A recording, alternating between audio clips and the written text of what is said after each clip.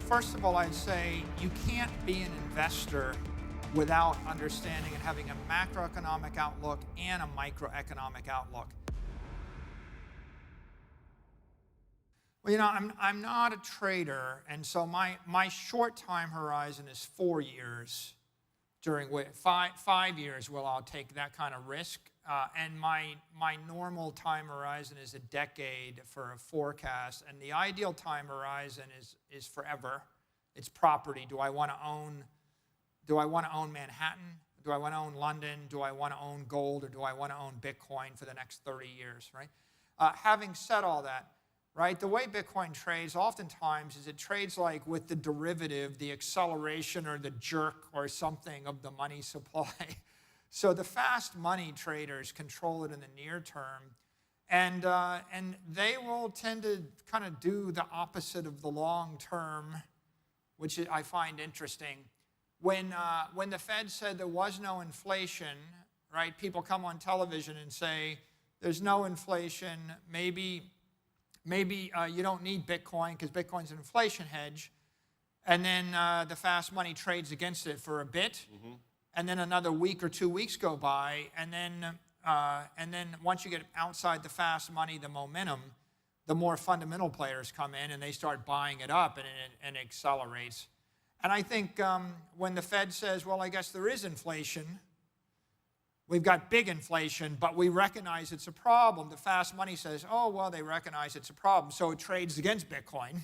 Like, well, the Fed's going to treat the problem. Mm-hmm. And you're in that dynamic. And then I think eventually over time, the longer-term investors come in and they start to drive it the other direction. So you got to decide whether you're fast money. If you're fast money, you're trading on the volatility, and those guys, I guess they know what they're doing. They can figure it out, but I can't figure it out from hour to hour, day to day. My view is if everybody in the world today universally agrees we have an inflation problem, the question you got to ask yourself is if the Fed raises short-term rates to 1% or 2%, and they've agreed there's a 7% CPI, and if you can establish a 15 to 20% monetary inflation rate, what's the likelihood that inflation's going away? So my macroeconomic view is there's 130 currencies that are floating right now in one shape or form. The strongest currency is the dollar. It's losing purchasing power at maybe double the rate it was losing purchasing power before 2020. So if it was losing 7 to 10% of its purchasing power a year, it's now losing 15 to 20% of its purchasing power a year. We're going to stay in an environment for the next 4 to 8 years where we're going to run higher deficits. We're going to have a lower interest rates, looser monetary policy than we had before 2020. There's just a question of are you a 15%er or a 20%er or a 12%er? But I don't think anybody reasonably can expect that we're going to go back to a tighter money policy than we had in 2019 or 2018. So my forecast there is all the strong currencies of the world, which are the dollar, the euro, and then all the currencies pegged to the dollar, the DRAM, et cetera. All of those currencies lose 15% of their purchasing power a year for quite a while.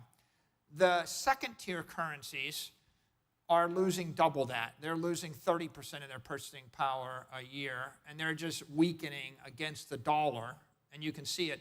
And then the third-tier currencies are losing anywhere 50% to 100%. Well, they're running 50 to 100% inflation. You can see that in Argentina right now. And the indicia of the weakest currencies is either nominal inflation is diverging from the black market inflation. Like the official exchange rate of the peso is like 100 peso to the dollar, but the blue market rate hit 210 pesos to the dollar the other day. And 36 months ago it was 15 pesos to the dollar. And 15 years ago it was 2 pesos to the dollar. And I remember when it was 1 peso to the dollar. So the weakest currencies are going to have capital controls. We see the Chinese currency, the CNY is pegged to the dollar, but the only way they peg it to the dollar is with capital controls. And Argentina has somewhat capital controls. That's why you got to pay 200 pesos to get a dollar, but officially the government only pays you 100 pesos.